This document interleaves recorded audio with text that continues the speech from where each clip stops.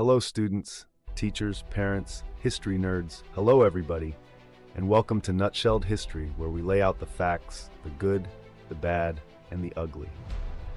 We continue with our Early America series by looking at manifest destiny in California and the Southwest. Check the description down below for a fill-in-the-blanks worksheet that goes along with this video. I just ask that you like and subscribe. I apologize in advance for any mispronunciations. I do my best.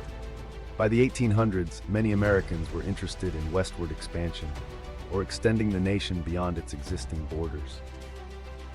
Thomas Jefferson's Louisiana Purchase had doubled the size of the country. But just 40 years later, Americans were looking even farther west. A newspaper editor coined the phrase manifest destiny in 1845. The phrase described the belief that the United States was destined to stretch from coast to coast. Annexation of Texas became a major political issue because Texas would come in as a slave state, upsetting the balance of slave and free states. President James K. Polk solved this problem by negotiating a treaty with Britain, settling control of Oregon. In 1845, Texas was admitted as a slave state. The following year, Oregon was annexed as a free territory. But trouble was looming. Mexico had never recognized the independence of Texas. Furthermore, the border between Mexico and Texas was in dispute. Both Mexico and the United States claimed the land lying between the Nueces River and the Rio Grande, farther south. War broke out when U.S. troops led by General Zachary Taylor crossed the Nueces and faced resistance from Mexican troops. U.S. troops defeated Mexican troops repeatedly in the U.S.-Mexican War. Eventually, U.S. troops led by General Winfield Scott captured the Mexican capital, Mexico City. The Mexican government sought a treaty to end the war. The United States and Mexico signed the Treaty of Guadalupe Hidalgo in 1848. Mexico recognized Texas as part of the United States. Mexico also ceded or gave up present-day California, Nevada, and Utah, and most of Arizona and New Mexico, as well as parts of Wyoming and Colorado. In return, the United States paid Mexico $15 million. Easterners began migrating to the new territories.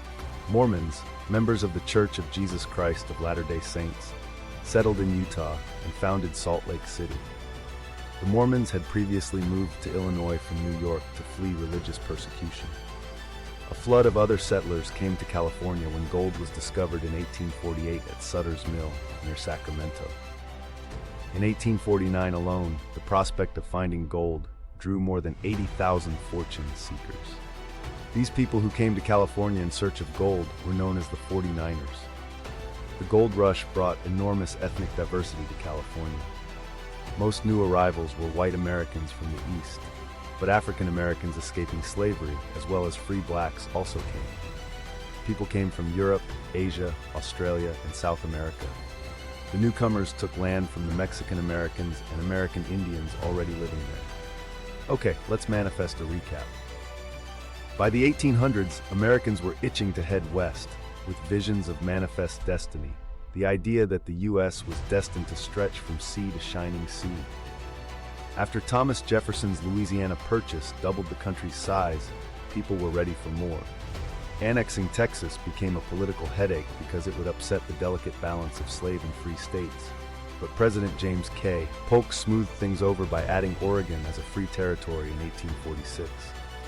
Meanwhile, Mexico was still salty about losing Texas, and a border dispute led to the U.S.-Mexican War.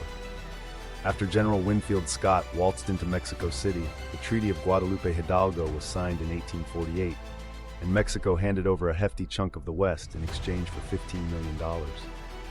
With California now part of the U.S., a gold rush broke out in 1849, drawing 80,000 fortune seekers, aka the 49ers, and making California a melting pot of cultures, while conveniently pushing aside the Mexican Americans and Native Americans already living there.